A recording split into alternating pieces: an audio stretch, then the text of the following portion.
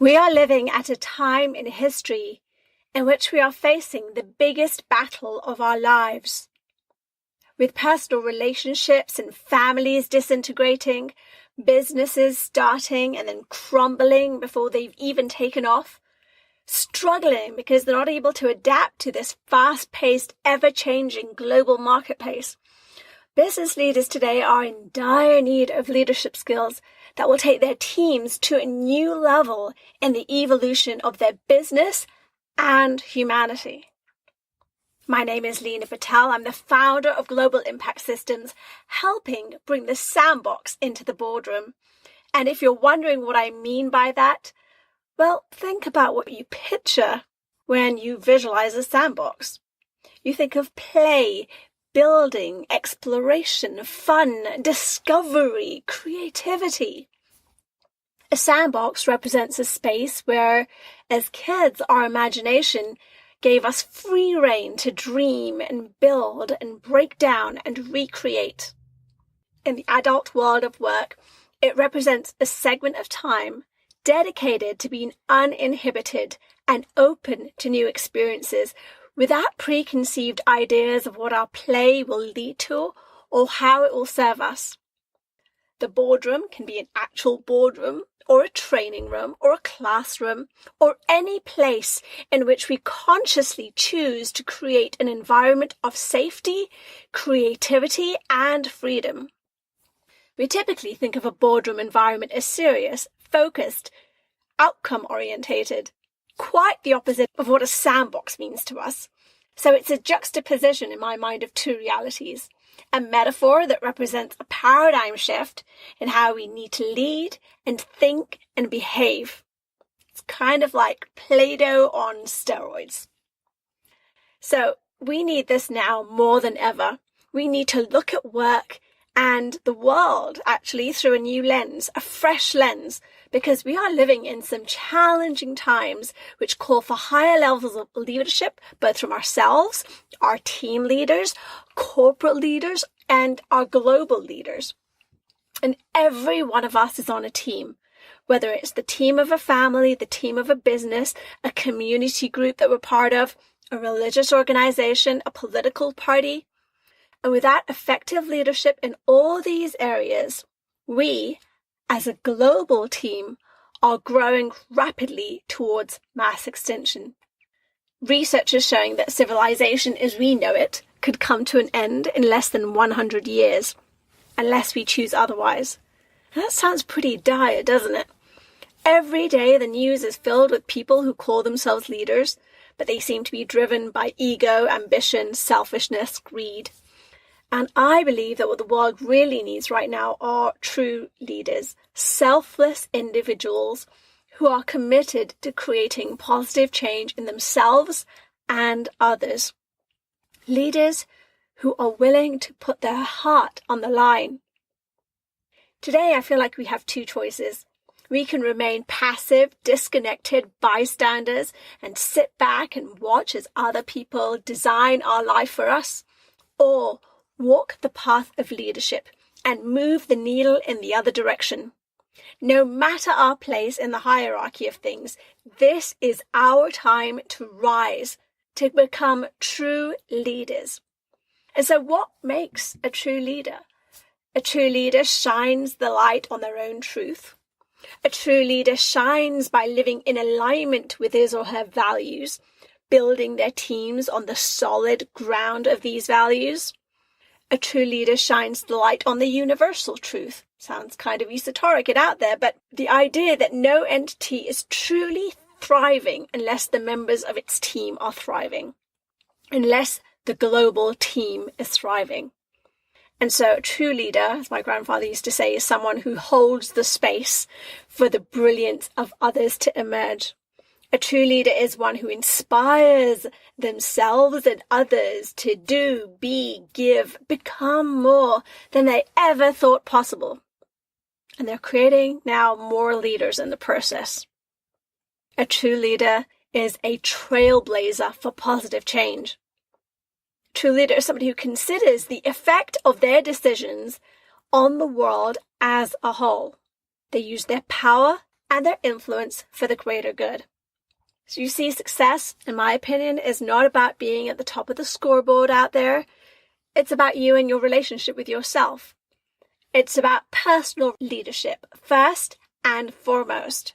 It's about being able to look at your colleagues and your competitors in the eye, knowing that you didn't let them down because you told the truth. You took care of the team. You acted in their best interests as well as your own. And none of this can be done without being the leader of your own life. Because how can we lead others until we are able to lead ourselves? Gandhi said, if we could change ourselves, the tendencies in the world will also change. So he's saying to us really that when the tendencies in the world are not changing, something in us needs to change. I learned this lesson when I was a young teenager. When I was 16, I formally became a Buddhist, and I'd been introduced to the philosophy and practice as a 10-year-old girl by my uncle. And the Buddhist perspective of justice and peacemaking and global responsibility made complete sense to me.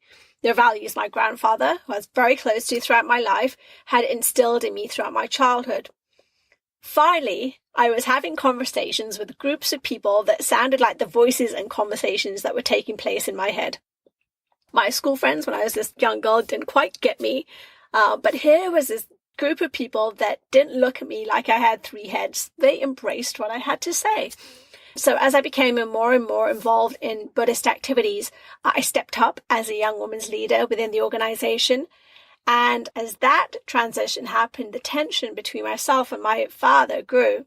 See, he was a traditional Hindu, and he didn't quite understand my decision to involve myself in activities of another faith. Never mind that they were about global peacemaking. And in the lack of understanding, he probably imagined that I had joined some kind of cult. And so his fears escalated. And at this time, I was a pretty fiery, pretty passionate teenager, and pretty angry that he stood in my way and was opposing my desire to follow my own path in life.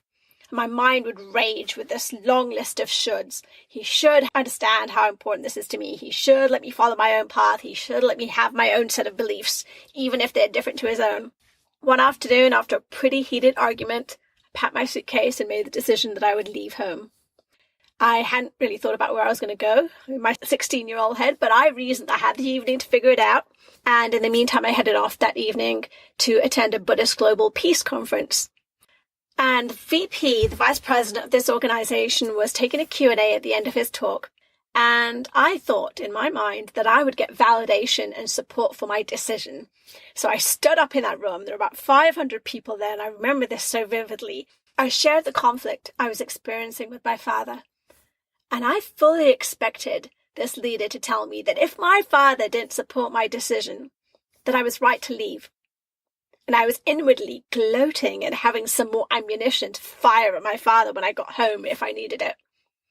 But instead, after listening to me, this vice president, this leader said to me in his very quiet, very steady voice, he said, "Be a good daughter." His answer blew me away. It was so simple. It was profound in a way. Be a good daughter. You mean I don't have to get angry? I don't have to convince my father that I was right and he was wrong? I don't even need to change him. What struck me was that by looking to dim my father's light, I was unknowingly repelling against the very thing that I stood for. And I realized he had every right to be who he was, just as I had the right to be me. And I realized in that moment that I wasn't quite the leader of my life that I thought I was. I realized I had to take 100% responsibility for my own experience and for the outcome that I was creating. And if my situation hadn't changed, it was because I was blocking it. So what I learned from this and why I shared this story with you is this. We need to balance the need to live our truth with other people's need to live theirs. In other words, compassion, or non-violence, as my grandfather's mentor Gandhi called it. Compassion is the quiet cousin of truth. They go hand in hand. One cannot exist effectively without the other. So when I share this incident with my grandfather, he helped me to refine my understanding of living my truth as a leader in business. That I must speak truth to power And I must do so with diplomacy and compassion. That's what we've got to do. That's the key. To lead and to influence others, whether that was my father, whether that was my people in my community or an international organization, I've got to be willing to do the inner work. I need to be willing to put myself into the shoes of my fellow team members, as well as those people that are my opponents, my opposition. I need to be a role model of how I want others to show up. And I learned that from mentors, from a solid feedback system. So as an adult, I applied these principles to my business and determined to lead by example, to care as much as I possibly could for the well-being of others, for other people in my team and the people that I do business with, as much as I do care about my bottom line. I'm so blessed that I have an amazing team around me today that go above and beyond to deliver. And this work ethic keeps clients coming back again and again to hire us. I don't have to ask my tribe or even bribe them. I don't have to ask them to always give their best. They just do it. They always deliver in excellence because we've ingrained that into our culture and how we interact and engage with each other and with other people. And they do it because they see me doing the same for them and for my clients. Every nation has a consciousness that is vibrating at the level of the minds of the citizens that inhabit it and the people that dwell on it. The questions we need to ask ourselves as leaders of tomorrow are how can we raise our own vibration to match what we want to create? How can we skillfully lead with truth, compassion, and diplomacy without sacrificing our bottom line? How can we lead with a deep respect for people and their individual truths, the things that are important to them, and do so in a way that inspires our team, attracts top talent, and has our customers running to do business with us? Here's the bottom line. If there's one thing we must start addressing as leaders in today's economy, it's this. We have to bring humanity back into business. We need to build thriving businesses with a spirit of consciousness, compassion, and collaboration. Call them the 3 C's: consciousness, compassion, collaboration. Our businesses need this more than ever. Our people need this. Humanity needs it. So I hope this episode has served you. Please comment if you're on board with this message or if you've got a perspective or an experience that you want to share. I'd love to hear it. I truly believe that great change starts with great dialogue, and we can propel that by bringing humanity back into our one-to-one interactions and our higher level business operations.